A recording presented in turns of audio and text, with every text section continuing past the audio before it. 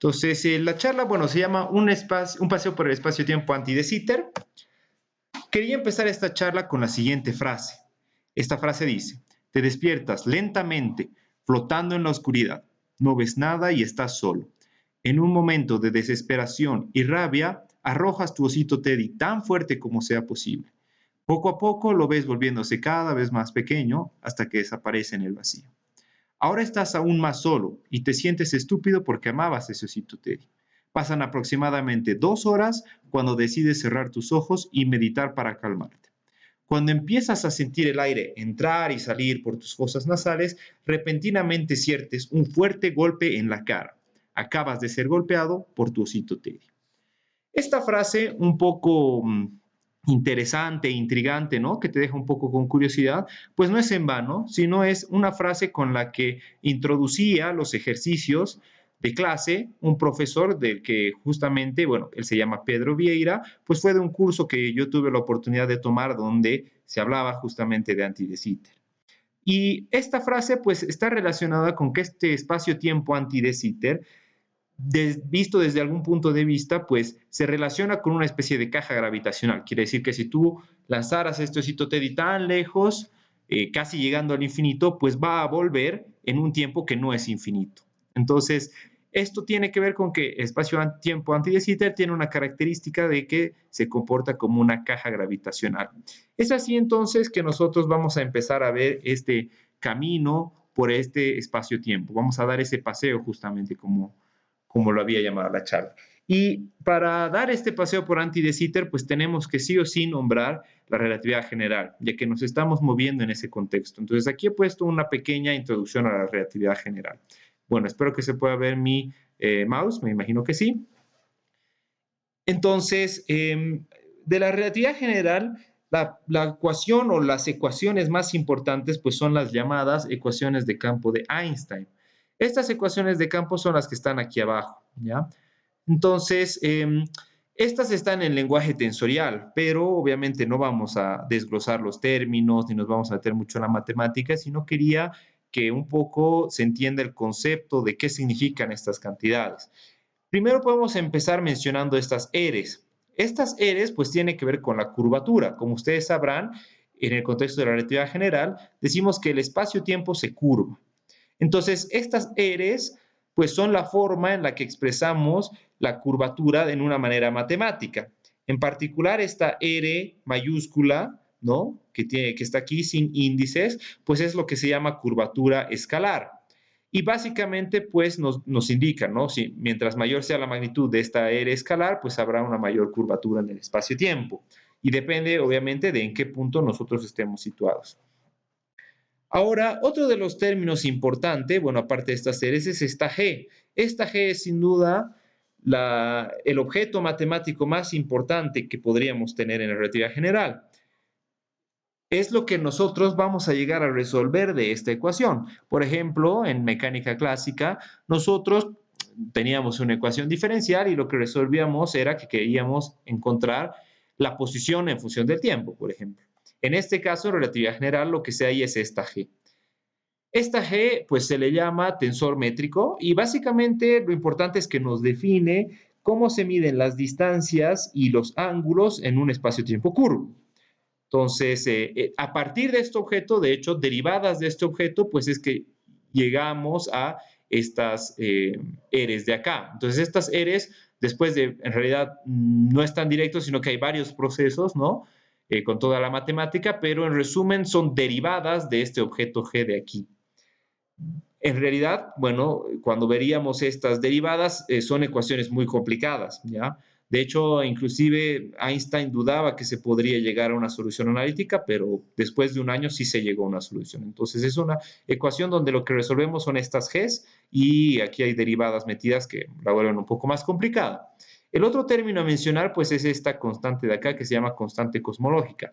Esta constante cosmológica, pues, básicamente, esta lambda, ¿no? Que se ve aquí, esta lambda, pues básicamente nos define la densidad de energía en el vacío. Y a la derecha podemos ver que tenemos esto de acá. Este término pues se le llama término de fuente, en particular esta T es lo más importante, se le llama tensor de energía momento, pero básicamente toda la masa, las fuerzas u otras interacciones que nosotros tengamos en este espacio-tiempo, pues están aquí adentro, ¿no? Se expresan con esta T. Y todas estas pues son simplemente constantes, ¿no? Algunos podrán ver la velocidad de la luz, la constante de gravitación G, etcétera, que se llaman, bueno, sería parte de una constante de acoplamiento. Y aquí, bueno, quería mencionar un poco, resaltar, digamos, estos objetos que lo vamos a ver un poquito más adelante, sobre todo la G, ¿no? La G es uno de los objetos más importantes y aquí está la constante cosmológica.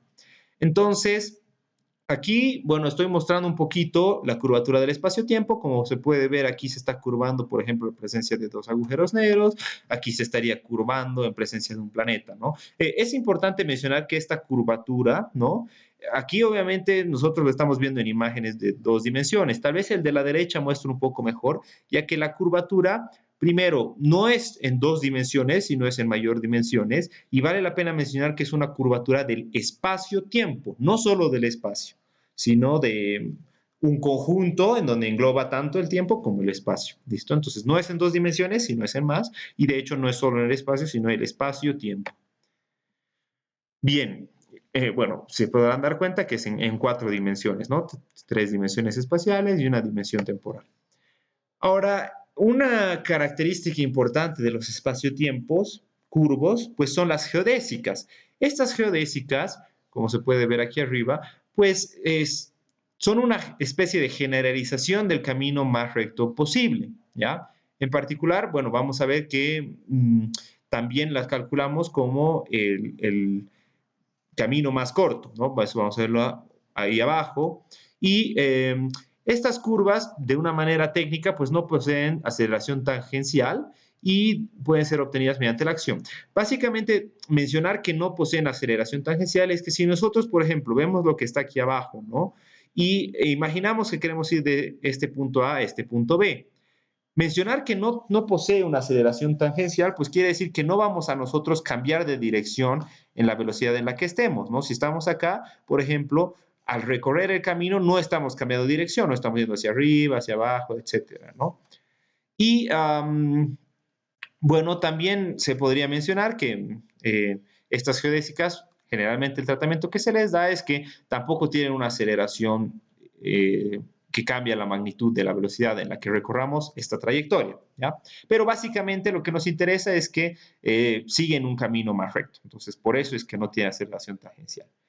Después, eh, como se mencionaba aquí arriba, y como yo también lo mencioné un poco, estas geodésicas también se pueden entender como las rectas que siguen el camino más corto. Entonces, si aquí tenemos un punto A y un punto B, para calcular estas geodésicas generalmente se usa esta ecuación de aquí abajo. Tal vez algunos ya la conozcan, pero básicamente es la extremización de una acción. Como ven, aquí hay un ds en esta integral. Esta ds es una distancia infinitesimalmente pequeña. Entonces, si estamos en este punto y damos un paso infinitesimalmente pequeño, se va a estar expresado por ds. Si nosotros realizamos esta integral, pues estaríamos haciendo una suma infinitesimal de todos estos pequeños desplazamientos. En particular, esa integral pues podría no seguir necesariamente este camino. Podríamos irnos hacia arriba, hacia abajo, inclusive venirnos hacia la izquierda, dar vueltas, etcétera, y llegar acá. Pero ahí es donde hacemos una cosa que se llama extremización, donde la trayectoria que vamos a seguir no va a ser cualquier trayectoria, sino la trayectoria que cumpla que es el camino más recto, el camino más corto. En este caso, sería esta trayectoria azul de acá, que esta sería una geodésica para el caso de una esfera. Bien, estas geodésicas, pues, ¿por qué tienen importancia? Pues porque las partículas que estén en un espacio-tiempo van a seguir geodésicas. En un espacio-tiempo las partículas siguen geodésicas, específicamente un tipo de geodésicas que se llaman geodésicas tipo tiempo. Ya, bueno, es un tecnicismo por ahora, pero básicamente tiene que ver con que las geodésicas que sigan las partículas van a ser geodésicas en las que, dado que las partículas tengan masa, pues no pueden ir más rápido que la velocidad de la luz. Ahora sí, lo que vamos a ver en esta presentación sobre anti-de Sitter, pues vamos a ver el espacio-tiempo anti-de Sitter visto desde tres puntos de vista. El primero es que lo vamos a ver inmerso en un espacio-tiempo de dimensión mayor. Es decir, como que nosotros tenemos anti-de Sitter, pero nos vamos un poco a un espacio de mayor dimensión para poder ver algunas características. Después vamos a ver el espacio-tiempo anti de Sitter desde unas coordenadas que se llaman coordenadas globales, donde vamos a expresar las características del espacio-tiempo anti de Sitter como una caja gravitacional. Y por último, en unas coordenadas muy interesantes que se llaman coordenadas de Poincaré. Estas coordenadas de Poincaré específicamente muchas veces se le llama a este tipo de coordenadas o este tipo de mapa que nosotros vamos a realizar, le llamamos parche de Poincaré. ¿Listo? Perfecto. Entonces, ¿qué es el espacio-tiempo anti de Sitter? Pues hemos visto las soluciones a las ecuaciones de Einstein previamente, bueno, hemos visto las ecuaciones de Einstein como tal previamente, y este espacio-tiempo anti de Sitter pues es una solución a estas ecuaciones de Einstein cuando, por un lado, tenemos una constante cosmológica que va a ser negativa, como pueden ver aquí tenemos que va a ser menor a cero, entonces negativa, y el término que estaba aquí a la derecha, que es fuente, lo estamos haciendo cero, es decir, que estamos en el vacío. Y es importante notar que las soluciones que vamos a tener acá van a tener curvatura negativa también. Además que va a ser una curvatura constante. Que tenga una curvatura constante nos lleva a decir que va a ser un espacio maximalmente simétrico. Es decir, que va a tener unas simetrías muy importantes y muy marcadas, parecidas a un objeto que es la esfera. De hecho, vamos a hacer ciertas comparaciones. Entonces, esta R, que es la curvatura, ¿no? Básicamente se calcula con lo que está aquí abajo, eso es, bueno, es solo una expresión, pero vale la pena notar que aquí está la constante cosmológica y esta D es la dimensión. Entonces, por ejemplo, si ponemos una D igual a 3, ¿no? Esto nos va a salir que va a ser 6 veces la constante cosmológica y como la constante cosmológica es negativa, pues esta R que les he dicho que es la curvatura también es negativa. Entonces, la curvatura del espacio-tiempo anti de Sitter es también negativa. Ahora, ¿cómo hacemos para entender nosotros una curvatura negativa? Porque claro, es algo que tal vez no es muy común. Entonces, yo voy a intentar hacer una comparación con una curvatura, pero este tipo de curvatura es solo espacial. Cabe recordar que la que nos interesa es del espacio-tiempo, pero podría ser algo interesante ver una curvatura negativa en este espacio, bueno, en la curvatura solo espacial. Entonces, aquí tenemos tres figuras espaciales, donde tenemos un plano, una esfera y lo que sería un hiperboloide, ¿no? Entonces, estos cuerpos geométricos, el primero tiene curvatura cero, la esfera tiene curvatura positiva y el último, que sería un hiperboloide, sería una curvatura negativa. Entonces, nosotros podemos hacer una comparación. El espacio-tiempo anti de Sitter pues, va a ser similar a este hiperboloide, solo que en una curvatura no espacial, sino en una curvatura del espacio-tiempo. ¿Ya? En particular, se podría hacer una comparación con estos digamos, estas tres geometrías espaciales con las del espacio-tiempo. La primera, pues que sería el plano, se compara con un tipo de plano que se llama, un espacio que se llama espacio de Minkowski, este de acá con uno que se llama espacio-tiempo de Sitter, y el último es el que nos interesa, que es espacio-tiempo anti de Sitter. ¿Correcto? Entonces, este hiperboloide, pues es un ejemplo de curvatura negativa, pero espacial. En donde, bueno, obviamente aquí los ángulos no necesariamente suman 180, ¿no? Las áreas pueden cambiar, etcétera, y se sigue una geometría hiperbólica en este caso. Bien, entonces esta es la representación de anti de Sitter. En este caso es anti de Sitter 2. Bueno, el número que pongamos aquí abajo representa la dimensión del espacio-tiempo anti de Sitter, donde una dimensión siempre va a ser temporal, entonces en este caso tendríamos un tiempo y una coordenada espacial. Pero se vería algo así, ¿no? Esta es más o menos la representación geométrica de anti de Sitter. Y ahora lo que vamos a hacer es comparar qué sucede con anti de Sitter relacionándolo con una esfera. Esta esfera, ¿por qué la utilizamos? Pues porque es un objeto más conocido y que tiene simetrías o características parecidas a anti de Sitter. Entonces, una esfera, primero podemos definirla como sumergida o inmersa en un espacio de dimensión mayor. Como se puede ver aquí, la esfera la podemos anotar como, bueno, aquí hay una cierta anotación de conjuntos, pero básicamente la esfera podemos expresarla como todos los puntos en un espacio de 3 dimensiones que tengan una distancia al origen constante, ¿no? En particular, esta es la distancia o el módulo, si quieren, de ese vector, que es igual a una constante que es r al cuadrado. Entonces, esta r es constante. O lo podemos anotar como lo que está aquí en la derecha.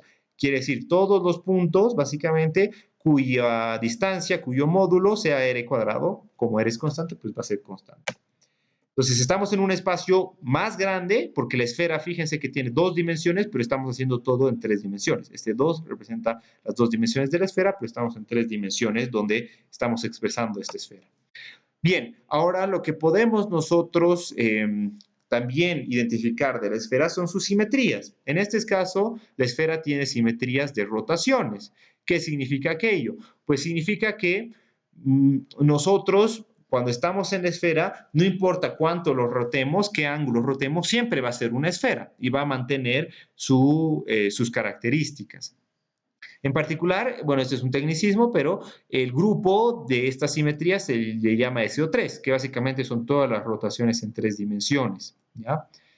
Ahora, una cosa importante también de la esfera son las geodésicas. Como hemos visto, vamos a estudiar las geodésicas. Entonces, en este caso, las geodésicas de una esfera se las puede obtener como la intersección de un plano, que se puede representar en esta imagen, con el origen y justamente la esfera. Entonces, un plano que intersecta el origen e intersecta la esfera, pues nos va a dar esta circunferencia de acá, esta curva, que va a ser la geodésica. Entonces, podemos hallar las geodésicas como intersecciones del plano con el origen y justamente con la esfera. La métrica, bueno, la métrica, como saben, les había dicho que era esa G, ese tensor métrico. En particular, a partir de ese tensor métrico podemos hallar lo que está aquí. Esta ds ya les había mencionado, pero es básicamente una distancia infinitesimalmente pequeña, ¿ya? Entonces, esta distancia, ¿cómo medimos la distancia infinitesimalmente pequeña? Pues va a depender de en qué espacio-tiempo estemos. En este caso, bueno, todavía no estamos en un espacio-tiempo, sino en un espacio que va a ser la esfera. La forma en que medimos la distancia de la esfera, pues es esta de acá, ¿no? Este θ es el ángulo, que, bueno, tal vez algunos ya lo conocerán por las coordenadas esféricas, ¿no? Entonces tenemos que este θ define un ángulo y este φ define pues también otro ángulo, ¿no? En particular, este φ es el que se llama ángulo azimutal y este θ el que se llama ángulo cenital. Pero es la forma en que medimos las distancias cuando estamos parados en la esfera, ¿listo? Ahora vámonos de una vez a lo que nos interesa, que es anti de Sitter. Anti de Sitter, como pueden ver, pues también se puede definir como inmerso en un espacio-tiempo de dimensión mayor. ¿Listo? Entonces, aquí estoy poniendo la definición. En este caso, la definición pues va a ser en un espacio-tiempo anti de Sitter de dimensión 3, donde una va a ser temporal y dos van a ser espaciales, pero fíjense que aquí tenemos igual una distancia, ¿no? Hay cuadrados que se están sumando y es igual a un r al cuadrado, que es también una constante, bueno, en este caso hay un menos aquí adelante. Entonces, fíjense que es similar a lo anterior, pero podemos ver que no solo hay sumas, sino también hay restas aquí, ¿verdad? ¿Y por qué es eso? Pues tiene que ver con que en el espacio-tiempo nosotros no medimos las distancias de la misma manera, ¿no? En particular, en este espacio-tiempo, la forma en la que medimos va a ser con que, bueno, aquí como pueden ver, esta es la distancia al cuadrado también de los puntos, va a ser igual a una constante negativa. Pero esta distancia no se mide igual que en el espacio anterior, el espacio euclidiano, sino que se mide como está aquí abajo. Aquí necesitamos la ayuda de este bichito de acá, pero este bichito básicamente nos está indicando cómo vamos a medir las distancias. Este bichito pues está expresado aquí en la derecha, donde tiene, si se dan cuenta, negativos y después todos positivos. Si fuera un espacio plano, sin el tiempo, todos serían unos, 1, 1, 1, 1, etc. En este caso vemos que tiene dos negativos y todos los demás son unos. Este bichito de acá, pues es muy parecido a uno que ya tal vez algunos lo conocen, que se llama la métrica de Minkowski. Esa métrica de Minkowski no es exactamente igual, ya que en la métrica de Minkowski solo tenemos un negativo y todos los demás positivos. ¿Y qué significa eso? Significa que donde hay un menos uno, ¿no? Estos menos uno nos expresan coordenadas temporales. Bien. Entonces, como tenemos dos negativos, significa que vamos a tener dos tiempos, los que se puede ver acá. Este es un eje temporal, ¿no? Este es otro eje temporal, y en el eje R, pues estarían todas, bueno, aquí es un eje real, pero podrían ser varios ejes reales, donde expresamos todas las coordenadas temporales. ¿Listo? Y aquí nos surgirían varias preguntas. Estamos en anti de Sitter, y la pregunta sería, ¿anti de Sitter tiene dos tiempos? Y la respuesta, pues la vamos a dar más adelante. Esa es una de las preguntas interesantes y también vamos a tener otra, ¿no? Entonces, aquí está la representación de anti de Sitter, pero intentemos responder esas preguntas. Como Como parecía anteriormente, Anti de Sitter tenía dos tiempos. Sin embargo, esto no es así, porque si bien el espacio de dimensión mayor tiene dos tiempos, ¿no? Anti de Sitter tiene una dimensión menor al espacio donde lo estamos sumergiendo. Es lo mismo que sucedía en la esfera. La esfera es de dos dimensiones, sin embargo, lo expresamos en un espacio-tiempo, bueno, en un espacio de dimensión mayor que tiene tres dimensiones. Lo mismo sucede con Anti de Sitter. Lo expresamos, como se puede ver acá, en un espacio-tiempo que tiene dos tiempos. Sin embargo, Anti de Sitter como tal solo tiene un tiempo. ¿Que ¿Cuál va a ser? Pues va a ser esta coordenada que gira, ¿no? Rodeando Anti de Sitter. Entonces, esa va a ser la única coordenada temporal. Y si nosotros nos vamos en sentido horizontal, pues esa ya sería una coordenada espacial. Por lo tanto, si bien parece que estamos en dos tiempos, sí estamos en dos tiempos, pero Anti de Sitter como tal, que sería esta especie de superficie, pues solo tiene un tiempo, que es el que va a girar o va a dar círculos alrededor de este cuerpo geométrico, ¿verdad? Bien, entonces no tiene dos tiempos, solo tiene uno. La otra pregunta que nos surge, pues es que si estamos en un tiempo, el tiempo es cíclico, porque claro, está dando vueltas, ¿no? Entonces, ahora vamos a tener un problema. Recorremos un cierto tiempo y volvemos a lo mismo. Sin embargo, no es así. Si se dan cuenta, aquí yo he puesto una tilde que no había en el caso anterior. Y eso tiene que ver con que el tiempo en realidad lo que va a hacer es como que va a dar la vuelta y no va a volver al mismo punto exacto. Si no, es como un objeto conocido que tuviéramos como el papel higiénico, ¿no? Por ejemplo. Es un ejemplo que nos puede ayudar, porque damos una vuelta, sin embargo, no volvemos al mismo punto, sino es como que nos vamos yendo cada vez más al exterior, ¿verdad? Pero, claro, uno preguntará, ¿y por qué esto no tiene volumen? En realidad, lo que estamos haciendo es damos una vuelta y lo que suceda lo vamos a proyectar en este cuerpo de aquí. Entonces, en resumen, lo que está sucediendo es que damos una vuelta al tiempo y proyectamos en esta superficie. Damos una vuelta, proyectamos. Damos otra vuelta, proyectamos. Damos otra vuelta, proyectamos. Por lo tanto, el tiempo no va a ir solo desde 0 a 2pi, como cumpliendo un ciclo, sino va a ir desde menos infinito hasta más infinito, pero con esta proyección. De hecho, eso matemáticamente pues se le llama un recubrimiento, ¿no? O revestimiento, como está aquí abajo. En inglés, bueno, se llama covering y hay traducciones un poco ambiguas al español, pero yo estoy usando revestimiento o recubrimiento. ¿Listo? Entonces, recubrimiento es eso, justamente la función que da la vuelta y que nos proyecta en este espacio de aquí. Por último, bueno, no por último, sino continuando, podemos ver que este espacio-tiempo anti de Sitter presenta ciertas simetrías, ¿no? Como en el caso anterior hablábamos de simetrías de rotaciones, ¿no? En la esfera. En este caso, bueno, también se mantienen las simetrías de rotaciones espaciales, pero aparecen otras simetrías, ¿ya? Que se le llaman rotaciones en el espacio-tiempo. En un lenguaje un poco más técnico, pues estas se llaman boosts de Lorentz. Estos boosts tienen que ver con que en relatividad especial, de hecho, ya desde relatividad especial, pues nos indican que la física es la misma en todos los observadores inerciales. Entonces, cada una de estas rotaciones, digamos, espacio-temporales o estos boosts, pues nos va a relacionar un observador inercial con otro observador inercial, que son básicamente observadores que están en velocidad constante, ¿no? Entonces, este tipo de simetrías se expresan con un grupo que se llama grupo de Lorentz, que es el que está aquí expresado. Y una cosa a mencionar es que, claro, las rotaciones espaciales se expresan con senos y cosenos, pero estas rotaciones del espacio-tiempo, o estos boosts, ¿no? Como se puede ver aquí, pues se expresan con senos y cosenos hiperbólicos, es decir, senos hiperbólicos y cosenos hiperbólicos. ¿Listo? Ahora, una de las cosas importantes que debemos estudiar, pues son las geodésicas. Estas geodésicas resulta que se calculan de una forma o se pueden obtener de una forma similar a la que se hizo con la esfera. ¿Por qué? Porque podemos tener un plano que intersecte el origen, como el que está aquí abajo. Entonces, este es un plano que está intersectando el origen y además intersecta anti de Sitter. Entonces, esta intersección, ¿no? Justamente la de la intersección con anti de Sitter, pues nos forma esta curva. Esta curva es la geodésica en este espacio-tiempo anti de Sitter.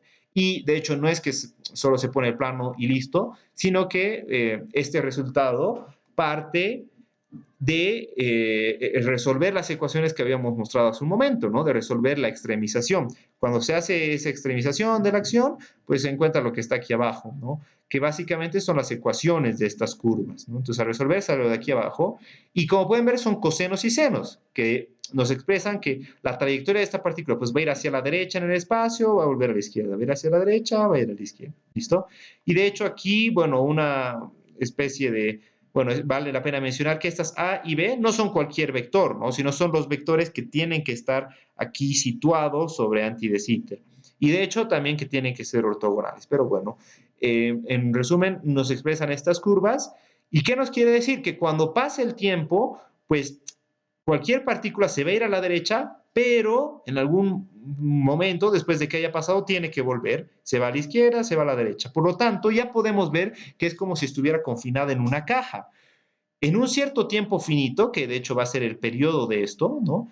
Entonces, no sé, pongamos en un tiempo 5, la partícula va a ir muy lejos y va a volver. Va a ir y va a volver.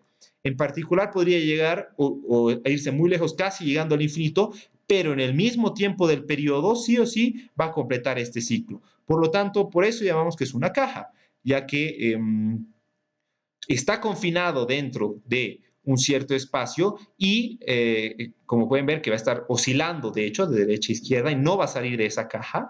Y además, que aunque nos vayamos muy lejos, siempre vamos a cumplir el ciclo en un determinado periodo que no es infinito. En el espacio-tiempo plano, eso no ocurre. Es decir, para nosotros llegar cercano al infinito, pues nos tenemos que ir cada vez más lejos o más cercanos al infinito también en el tiempo. En este caso no, es un tiempo finito.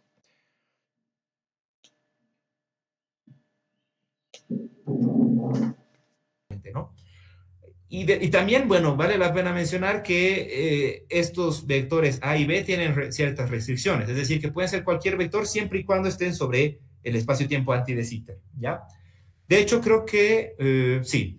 Lo que ahora que quería hacer es, bueno, he preparado unas animaciones donde se puede ver esto mejor, entonces me van a decir si se está bien. ¿Se ve esto de acá? Es otra pestaña, pero no sé si se logra ver. Se ve, Darío, se ve. Ahora espero que no explote mi computadora porque a veces tarda un poquito. Entonces, si no explota, lo vemos, y si explota, pues ahí está. Ya creo que no ha explotado. Entonces, por ejemplo, lo que sucede con la esfera, entonces déjenme ver, no sé dónde he puesto la esfera, creo que la he puesto aquí abajo, aquí está. Entonces, esa es una esfera, ¿no? Esta sería la esfera, y cuando nosotros queremos ver las geodésicas de esta esfera, pues tenemos que tomar la intersección con el plano. Entonces, imaginemos que este es un plano, ese de ahí, ¿no? Entonces, cuando nosotros rotemos este plano, pues vamos a tener distintas geodésicas, ¿no? En particular, la intersección de estas dos está dada por esto de aquí. Voy a borrar el plano para que se vea mejor, ¿ya? Pero resulta que cuando intersectamos, está... Uy, no, creo que está de un color medio raro, entonces voy a... tal vez hago esto. Lo voy a poner de un color más suavito, porque creo que no se ve casi nada. Ya, ahí. Entonces, ¿ven? Esa naranja que está ahí es la intersección del plano con la esfera, ¿ya? Entonces, cada vez que nosotros rotemos el plano, entonces, por ejemplo, si aquí tenemos el plano, podríamos agarrar y decir, claro, esta es una de las intersecciones, pero podemos rotar este plano. Entonces, lo rotamos, digamos, más hacia abajo, más hacia arriba, y fíjense que todas forman geodésicas. Entonces, a ver, por ejemplo, nos ponemos en este sentido de acá, y voy a apagar esto para que se vea mejor, y ven, y esa es otra geodésica también, que es esa línea punteada naranja. Entonces, las intersecciones del plano con la esfera son geodésicas, y lo mismo pasa con anti de Sitter. Entonces, apagamos este, y creo que estoy tomando este de acá. Este es el espacio-tiempo anti de Sitter, ¿ya? Donde, desde como lo estamos viendo, este eje rojo sería un eje temporal, este eje azul sería otro eje temporal, y este eje verde serían ejes espaciales.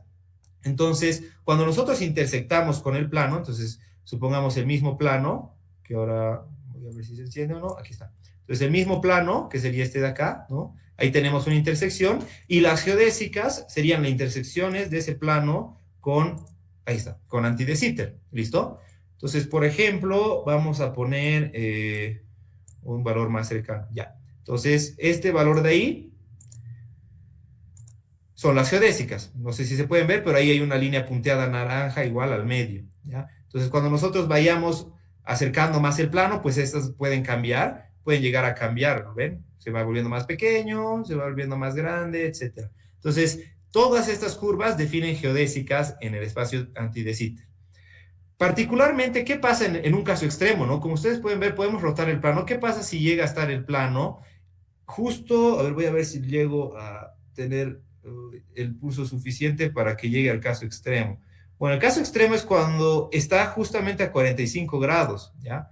Creo que ahí está, sí, creo que ahí está. A 45 grados, si se dan cuenta, ya no forma una curva cerrada como hace rato, ¿ya? Y eso tiene que ver con lo siguiente. Cuando yo les había dicho que las partículas con masa siguen un tipo de geodésicas, que son estas de aquí, ¿ya? Pero resulta que en el caso extremo, cuando llegamos a 45 grados, estas ya no son partículas con masa, sino son fotones, es decir, partículas de luz.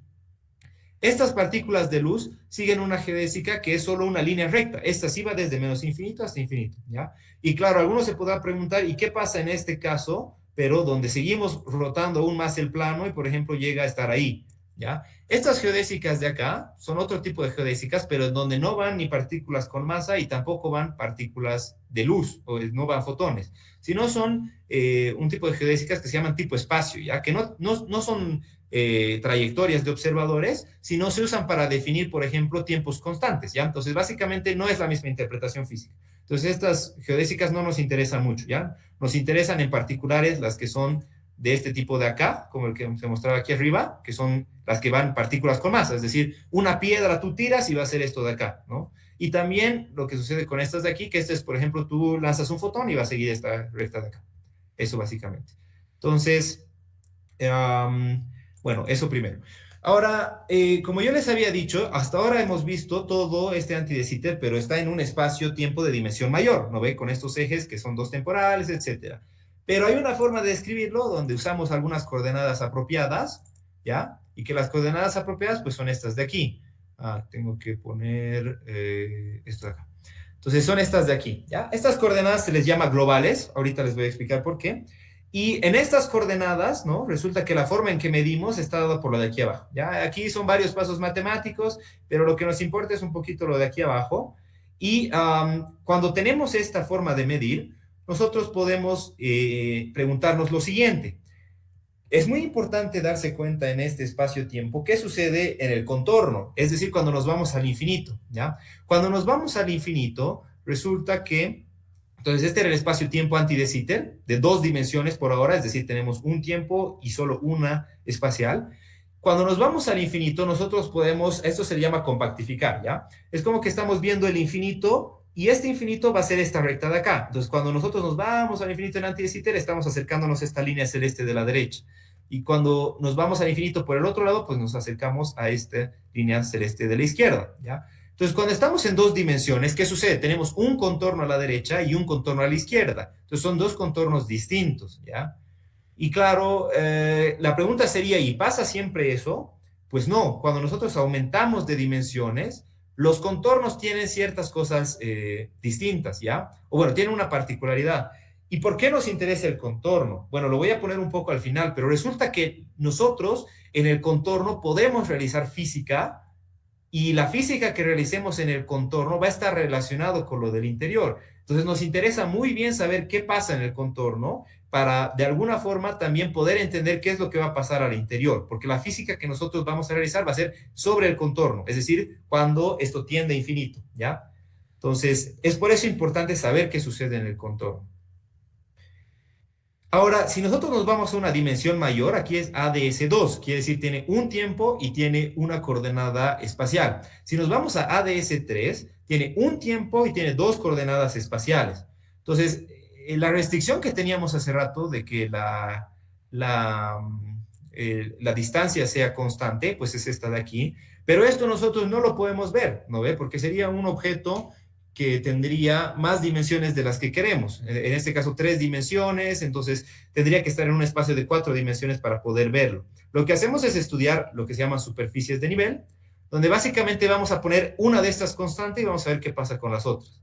Entonces, si en particular ponemos x1, esta de acá, que sea 0, y las demás evaluamos, pues nos da el mismo espacio anti de Sitter que ya hemos visto. Lo mismo sucede si a x2 lo ponemos igual a 0, pues es lo mismo. Entonces, ¿qué significa? Que para esta coordenada temporal, el infinito pues se va a ir hacia acá y se va a ir hacia acá. Entonces pasa lo mismo que este caso, ¿no ve?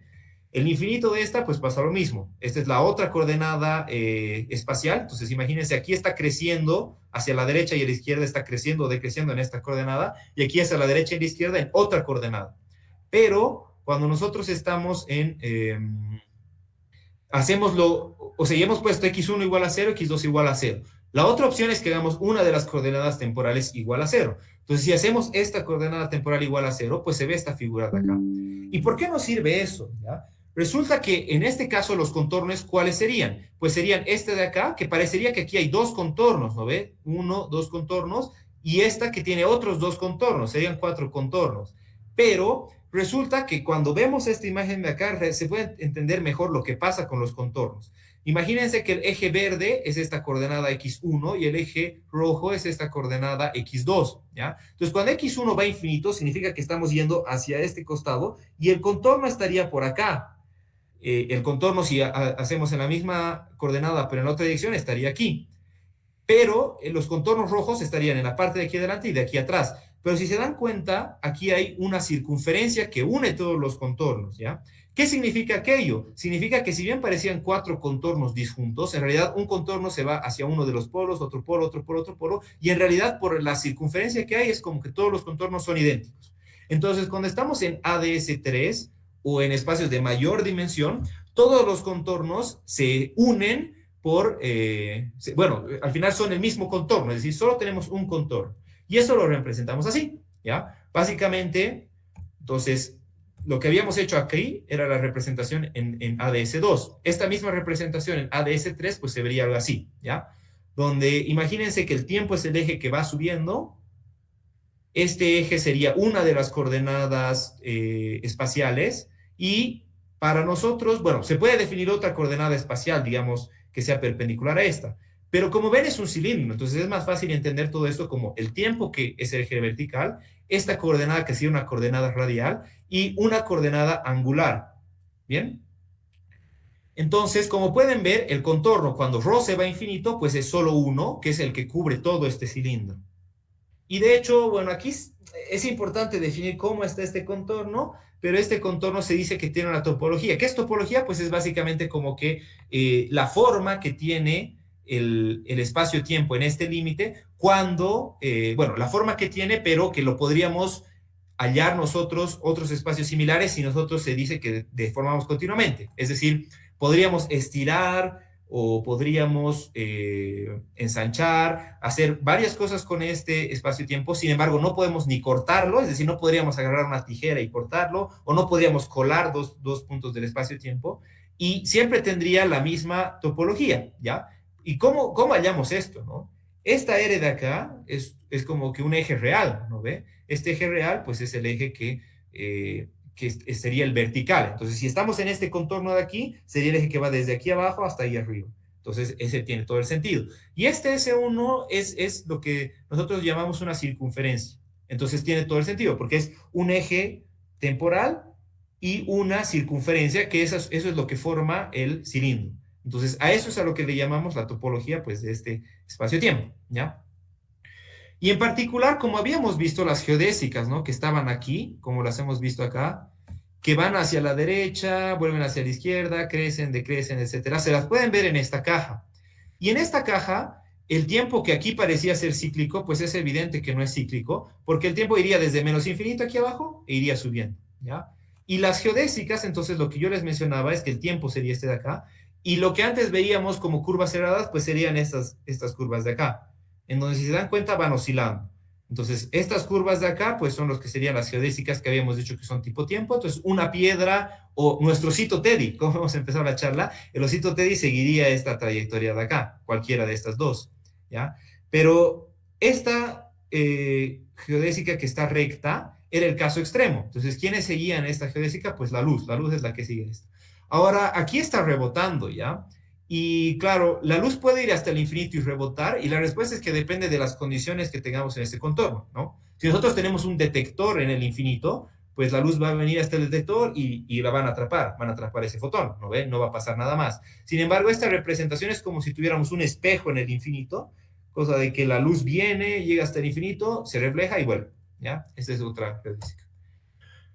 Ahora vamos con la última forma de ver este espacio-tiempo anti de Sitter. Entonces, la última forma de ver este espacio-tiempo anti de Sitter, bueno, no la última, hay varias formas de verlo, pero la última que he traído para hoy día es la de el parche de Poincaré, ¿ya? Entonces, habíamos definido unas coordenadas antes. Ah, y tal vez tengo que mencionar, ¿por qué se llaman coordenadas globales? Pues porque en estas coordenadas nosotros podemos expresar todo el espacio-tiempo anti de Sitter, ¿ya? Entonces, si vamos desde menos, bueno, desde ρ igual a 0 hasta infinito, y vamos desde el tiempo menos infinito a infinito, y damos todas las vueltas, pues eso expresa todo anti de Sitter, ¿ya? Específicamente sería que estas coordenadas pues expresan toda la variedad, ¿no? Entonces es como que las coordenadas nos mapean todo lo que tenemos ahí. Aquí tenemos otras coordenadas que se llaman coordenadas de Poincaré. Entonces hacemos lo mismo. Antes habíamos definido unas coordenadas de esta manera, ¿ya? Ahora estamos definiendo unas coordenadas para intentar mapear el mismo espacio, pero que están dadas por esto de aquí, ¿ya? Y estas coordenadas tienen, sin embargo, una desventaja, ¿ya? Que es que Z, este Z siempre tiene que ser positivo, por lo que vamos a ver que no pueden hacer lo que las coordenadas globales, es decir, no pueden describir todo el espacio-tiempo, sino solo una parte. Y cuando estas coordenadas nosotros, claro, intentamos ver cuál es, o sea, cómo se mide una distancia diferencial en estas coordenadas, pues es lo que está aquí abajo. Sin embargo, esta métrica es muy, pero muy amigable, ¿ya? Esta métrica es muy parecida a lo que tenemos en un espacio-tiempo plano, ¿no? Esta es bien parecida a la distancia que nosotros calculamos. La primera coordenada al cuadrado, más la segunda coordenada al cuadrado, más la tercera al cuadrado, solo que aquí tiene un negativo, ¿ya? Es porque hay un tiempo. Entonces, esta métrica se dice que es conformemente plana, ¿ya? ¿Qué significa conformemente plana? Es decir, que es plana a menos un factor. Es plana menos este factor de aquí adelante, ¿ya? Y es importante notar que este factor pues cambia dependiendo en qué z estamos, ¿ya? Entonces, si estamos en un z igual a 1, pues el ensanchamiento va a ser de una forma. Si estamos en un z mayor, pues va a ser de otra forma. Entonces, para cada lugar es como que tenemos varios espacio-tiempo planos en donde en cada una de estas coordenadas o lo ensanchamos o lo estrechamos de distinta manera, ¿ya? Esto se ve en el siguiente gráfico. Entonces, este gráfico de aquí de la izquierda es el que les estoy mostrando. Aquí, bueno, dice lambda, pero imagínense que este lambda es una z, ¿ya? Entonces, cuando estamos en z igual a 0, tendríamos este plano de aquí abajo, ¿ya? Donde no es un plano de espacio, sino es un plano de espacio-tiempo, por si acaso. Entonces, cuando vamos aumentando z, como se puede ver aquí, si z va aumentando, este factor va a ser cada vez más pequeño, ¿no ve? Porque es una división. Entonces, cuando sea más pequeño, quiere decir que esto, las distintas copias que tenemos de estos espacios-tiempos planos, van a ser cada vez más pequeños, más pequeños, más pequeños. Entonces, aumentamos z y este es un espacio-tiempo, pero que es un poquito más pequeño comparado al anterior, porque el diferencial es el que es más grande cuando estamos en z cerca a 0, ¿no ve? Y vamos aumentando, tenemos otro espacio-tiempo plano, pero más pequeño, otro más pequeño y así. Entonces, lo que les decía hace rato es que Z es positivo y que solo cubre una parte del espacio-tiempo. Si vemos que este es el espacio-tiempo, ¿no ve? Como estaba hace rato, las coordenadas que estamos eligiendo solo nos están cubriendo esta parte de acá, como que esta región que está, digamos, confinada entre estas dos superficies rojas, esta de aquí arriba y esta de aquí abajo. Entonces, todo esto es el espacio-tiempo que cubrimos con estas coordenadas. Sin embargo, vean que toda esta parte azul no la estamos cubriendo. Entonces es como que nos están mapeando solo una parte, ¿ya? Es como si el mapa que tenemos, digamos, suponiendo que es un mapa de la Tierra, ¿no? Es como si el mapa de la Tierra solo nos cubre el hemisferio izquierdo, pero no el hemisferio derecho. Entonces, para eso necesitaríamos otro mapa que cubra todo, que era el que habíamos visto hace rato, ¿ya? Pero ¿qué de bueno tiene este mapa, ¿no? O sea, ¿qué de bueno tienen estas coordenadas? Es que, por un lado, es muy ventajoso tener muchas copias de espacios-tiempos planos, ¿ya? En particular porque cuando estamos en el contorno, ¿no? Podemos nosotros realizar física en un espacio-tiempo plano, ¿ya? Es decir, cuando z tienda a 0, vamos a tener un espacio-tiempo plano donde realizamos física y a partir de un espacio-tiempo plano, que es algo en principio más sencillo, podríamos ver qué sucede si se entra hacia el medio de anti de Sitter y después se llega acá. Es decir, podríamos estar en el contorno, que es en estas coordenadas es plano, y cuando entramos hacia adentro, pues claro, vemos qué sucede, pero después puede volver algo y lo evaluamos en el contorno. Entonces es más fácil tener teorías físicas en el contorno comparada a las otras representaciones o a las otras coordenadas que estábamos usando, ¿ya? De hecho, a esto se le llama que podemos geometrizar la física, ¿ya? Es decir, podemos entender qué sucede en un espacio-tiempo plano con ciertas, digamos, características geométricas, como sería esta z de aquí, ¿ya? Y ahora la pregunta sería, ¿no? Antes teníamos una especie de topología en este cilindro, ¿no? O sea, teníamos una forma en este cilindro, pero la forma en este parche de Poincaré será igual, y la respuesta es que no. Y eso lo podemos ver desde aquí abajo, ¿no ve? Hemos dicho que el contorno se da cuando z es igual a 0, es decir, cuando z es muy abajo. Pero sabemos que cuando tenemos una z está bien, puede ser muy pequeña, pero constante. Este es un plano, ¿no ve? Esto de aquí abajo no parece para nada un círculo, como lo veíamos aquí. Entonces, de hecho, no es un círculo, sino que la que anteriormente veíamos como esta topología de acá, RS1, si lo vemos en estas coordenadas, pues tendríamos que es esto de acá, donde este es como que es el tiempo. El tiempo no ha cambiado, es idéntico. Pero el espacio en el contorno ya no es un círculo, sino es simplemente una recta, es decir, es un espacio plano, ¿ya? Y la pregunta es, ¿y por qué sucede eso? ¿Cómo puede ser que cambies de coordenadas, pero no cambie la física que está ahí? Y sucede que en relatividad general, ¿no? Las soluciones que nosotros tenemos es como que son locales, es decir, en cada uno de los puntos o localmente podemos saber qué pasa. Sin embargo, la relatividad general no nos define qué sucede en la geometría que se llama global. Entonces, la geometría global justamente tiene que ver con esto que se llama topología, ¿ya? Entonces, cuando nosotros nos acercamos al contorno, podemos tener muchas formas, dependiendo de cómo es que nos acercamos, pero tienen algo en común todas esas formas, y es que podemos nosotros llegar de una a otra si multiplicamos esa solución por un factor. Es decir, si nosotros esta recta le multiplicamos por un factor, pues podemos volverla una circunferencia, ¿ya? A ese tipo de transformaciones en donde tenemos que es el mismo espacio anterior, pero multiplicado por un factor que puede depender de la posición, se le llama transformaciones conformes, ¿ya? Las que mantienen eso invariante. Entonces, básicamente podría ser cualquier contorno siempre y cuando todos estén relacionados con simplemente un factor. Es decir, conocemos el contorno a menos un factor, se dice, ¿ya? Bien, entonces, la última cosa que quería mencionar, y con eso ya es para ir terminando, bueno, sí, para ir terminando, es lo siguiente, es que en este caso, este plano, suponemos que es el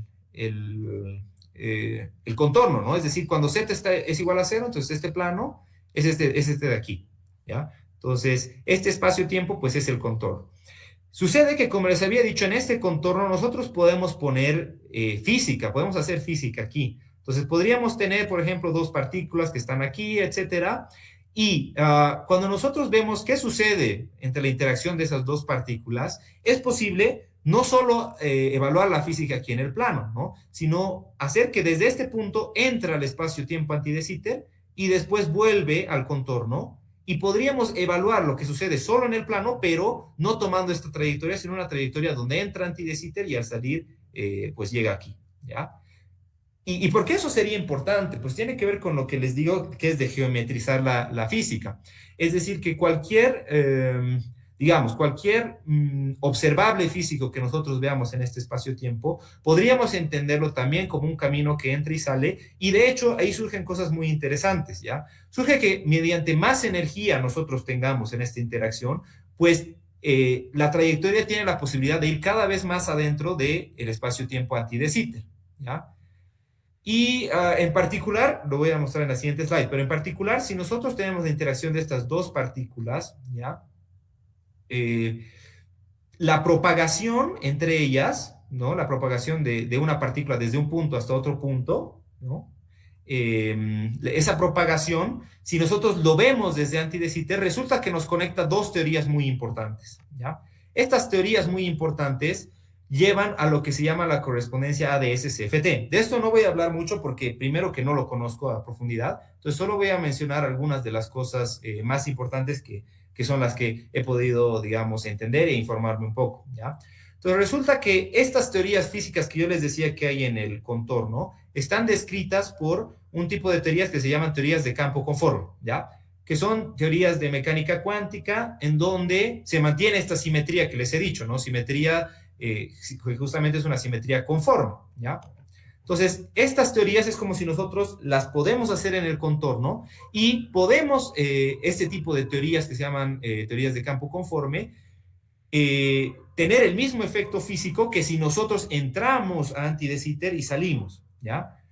Y de hecho, bueno, ahí hay ciertas particularidades, ¿no? Que tienen que ver con que, digamos, una propagación que es exponencial, exponencial sería lo que pasa dentro de Anti de Sitter. Si nosotros tomamos la longitud, pues ya no se vuelve exponencial, sino se llama una ley de potencia, se llama ya. Pero en resumen es que un tipo de teorías que están aquí en el contorno pueden ser entendidas como si entraran Anti de Sitter y lo que pasa en Anti de Sitter y vuelven a salir, pues es el mismo resultado de lo que hacemos cuando estamos en el contorno. Entonces, esto tiene que ver con esta correspondencia.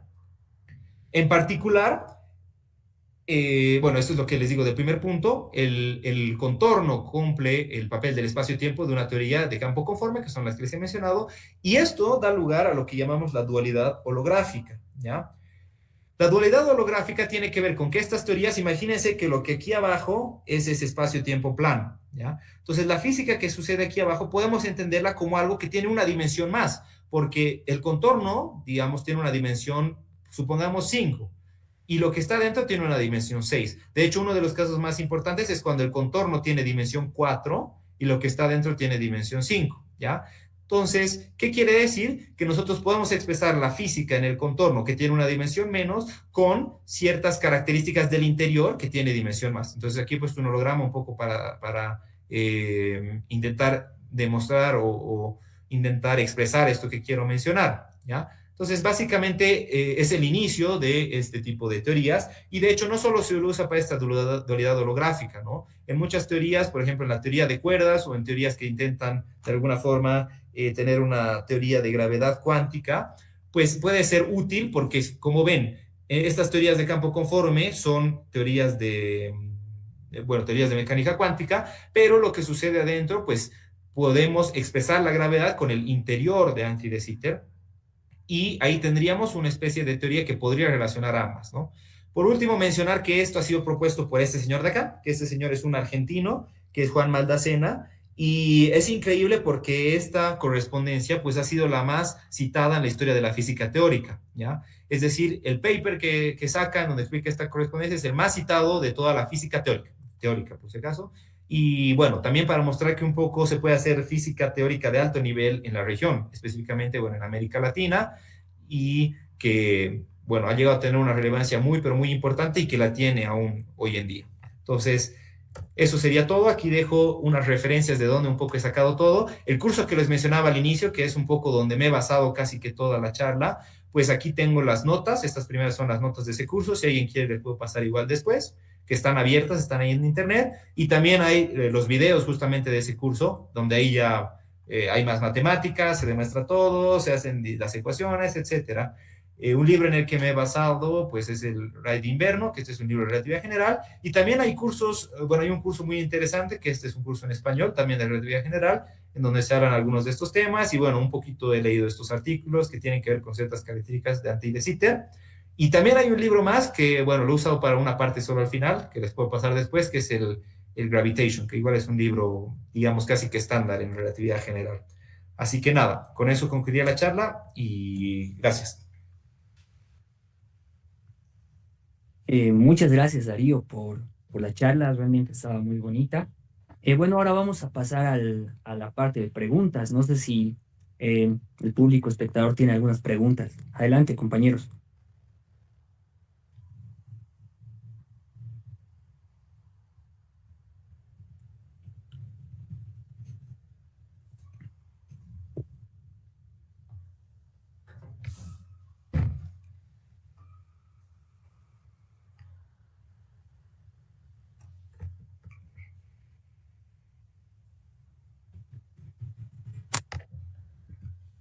No, no hay ninguna pregunta, compañeros.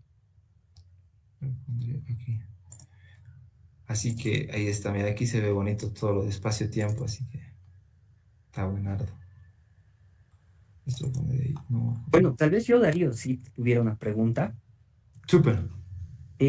Bueno, mencionaste, ¿no? Esto de las otras dos coordenadas temporales, ¿no? Y bueno, ¿hay algún significado físico de la segunda coordenada temporal o bueno, es una coordenada auxiliar? No me quedó claro eso. No, en realidad no tiene un significado físico. ¿Por qué? Primero porque en general es una forma de sumergir este espacio en un espacio de dimensión mayor. Entonces, básicamente es solo para eso. Entonces, cuando estamos aquí, no solo es para sumergir. De hecho, todos los espacios con curvatura negativa de alguna forma se relacionan con anti de Sitter. Pero como la curvatura es negativa, entonces al sumergir el espacio sí tenemos que hacerlo en una dimensión mayor y específicamente una dimensión temporal mayor. Si la curvatura fuera positiva, ¿no? De hecho, ese es otro caso interesante, ¿no? Que es el espacio que se llama de Sitter. Si la curvatura fuera positiva, el espacio en el que tendríamos que sumergir esto no sería con dos tiempos, sino sería con una coordenada más, pero espacial. Entonces, es solo para sumergirlo. Y de hecho, igual tal vez algo que tengo que mencionar, ¿no? Es que también hay que tener mucho cuidado con las mismas coordenadas, ¿no? Porque estas coordenadas de aquí, cualquiera, por ejemplo, esta coordenada x0 de acá, ¿no? O mejor dicho, tal vez vamos a la métrica aquí abajo.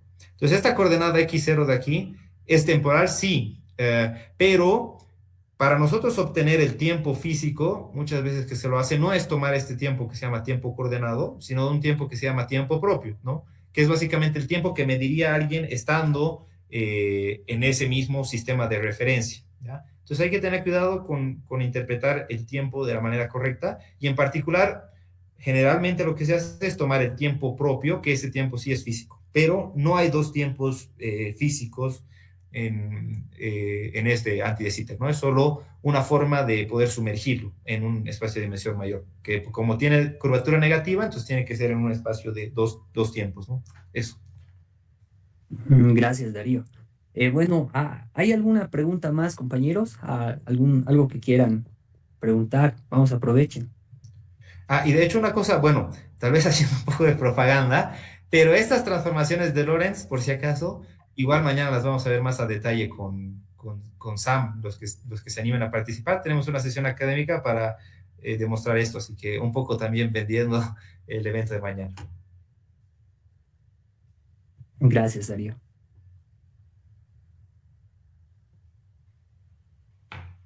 Creo que igual, bueno, no sé si alguien había levantado la mano, creo, o en el chat, no sé si Sí, han sí, puesto. ¿alguien levantó la mano?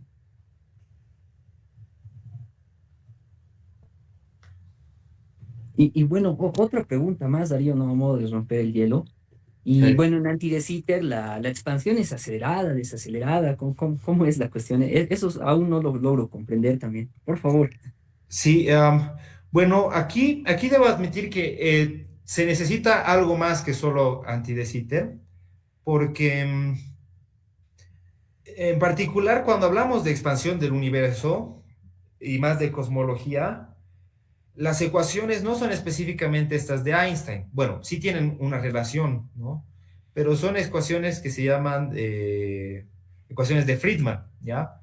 Que es donde ponemos primero una métrica general, que se llama métrica Friedman, Lemaitre, Robertson, Walker, y se la reemplaza aquí y se obtienen esas ecuaciones, ¿ya? En particular, esas ecuaciones nos dan una solución física, pero necesitamos no solo que la constante cosmológica sea negativa, sino dentro de esas ecuaciones también entra no solo esta curvatura, o bueno, no solo la constante cosmológica en este caso, sino también esta curvatura espacial. Entonces, una de las soluciones que nos da significado físico es cuando la curvatura, bueno, cuando la constante cosmológica es negativa y también aquí tenemos curvatura espacial negativa. Cuando ambas son negativas, sí hay una solución, ¿ya? Y en particular esa solución, bueno, aquí no estoy muy seguro, entonces hay que tomarlo con cuidado, pero si no me equivoco es la solución en donde, por ejemplo, hemos tenido un Big Bang y se va expandiendo el universo, entonces llega hasta un punto en donde no se llega a expandir más y después retorna, ¿no? Entonces, eso pasa, pero cuando tenemos tanto constante cosmológica negativa e igual constante, perdón, curvatura espacial negativa, ¿ya? Justo esa es la parte que yo les decía que había visto algunas cosas en el gravitation, pues eso me basé ahí. Entonces, esa es la solución física que tenemos cuando la constante cosmológica es negativa y la curvatura espacial también es negativa. En un principio, Se tenía también constante cosmológica, como les he dicho, ¿no? Pero actualmente, digamos que en el sentido cosmológico, no estudiamos anti de Sitter por lo general, sino se estudia de Sitter, porque esas son las teorías que están, digamos, actualmente en relación con las observaciones, que son de curvatura, bueno, de constante cosmológica positiva, que esas son las únicas que pueden explicar la expansión acelerada del universo. Entonces, eso. Gracias, Darío. Bueno, no sé si alguien más tiene una pregunta. Denis tiene una pregunta en el chat. A ver, vamos a leerla.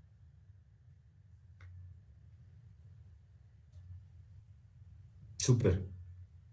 A ver, dice, creo que, a ver, un momento. Creo que en algún momento se mencionó algo de un espacio asintóticamente plano. ¿Tienes algunos ejemplos de ello? Bueno, no, tal vez no asintóticamente plano, no estoy seguro a qué parte te refieres, Denis. En general, aquí lo que sucede, bueno, en ningún momento es exactamente asintóticamente plano, ¿ya? Porque si es asintóticamente plano, lo que sucede es que no tendríamos ni siquiera esta dependencia de z, hasta donde tengo entendido. Es decir, por ejemplo, me imagino que te refieres a esta parte de acá, Denis, ¿no? Bueno, con estas coordenadas, ¿no? Dice que sí. Ya. Entonces, en particular, lo que sucede es que aquí sí tenemos copias del espacio-tiempo plano, ¿ya? No se dice que es exactamente igual a decir asintóticamente plano, porque si es asintóticamente plano, todas las copias deberían ser iguales. De hecho, en las soluciones que se tiene para, digamos, agujeros negros, etcétera, generalmente ahí se usa este concepto de asintóticamente plano y ahí se usa ese término, ¿ya?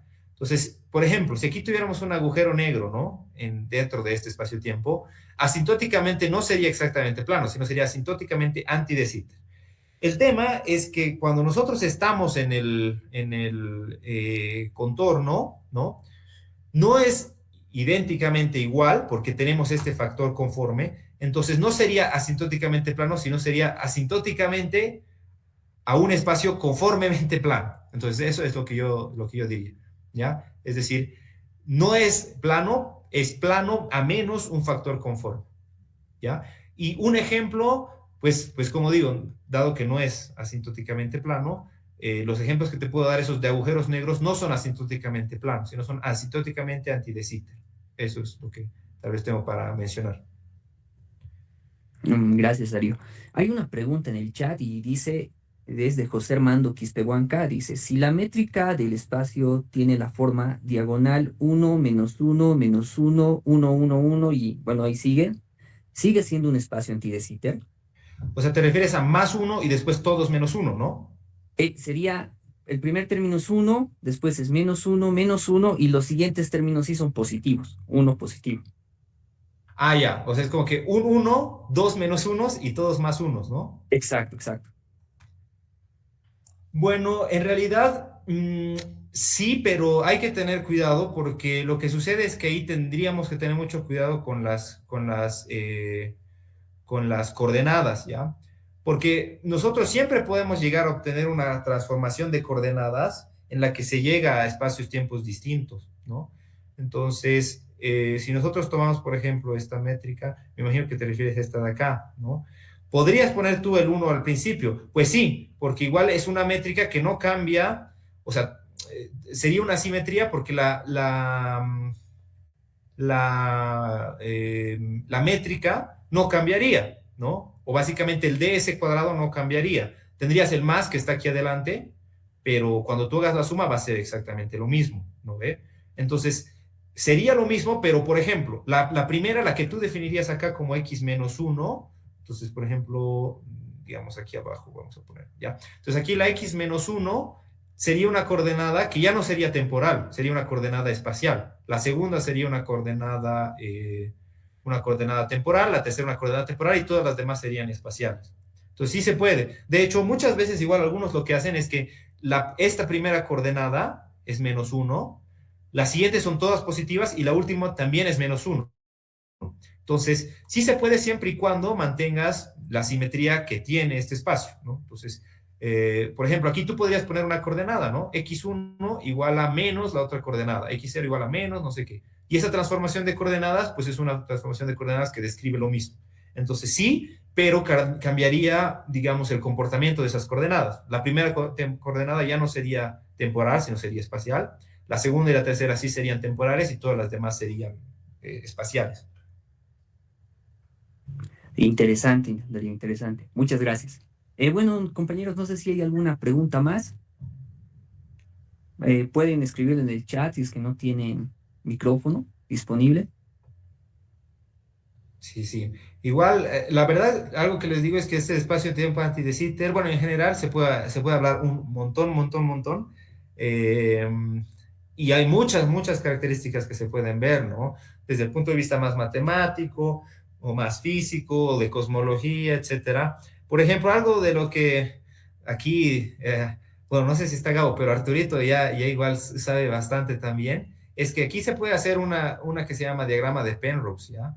El diagrama de Penrose es una especie de intentar ver qué es lo que pasa en ese espacio-tiempo, pero en vez de hacerlo en el infinito, como que se llama, lo compactificamos. Y tiene que ver mucho con esto, ¿no? Entonces, ahí también algún rato, tal vez igual Arturito y Gabo nos van a hablar, porque estos diagramas de Penrose justo son muy, muy importantes también para ver qué sucede en ese tipo de soluciones, ¿no? Y este no es exactamente un diagrama, bueno, es un diagrama de Penrose, pero con una coordenada más, ¿no? Una coordenada tita. Pero y no tiene también las características que en un diagrama de Penrose te dice dónde parten las geodésicas, dónde llega, entonces eso no está mencionado acá, es una especie de casi diagrama de Penrose, ¿no? Eso.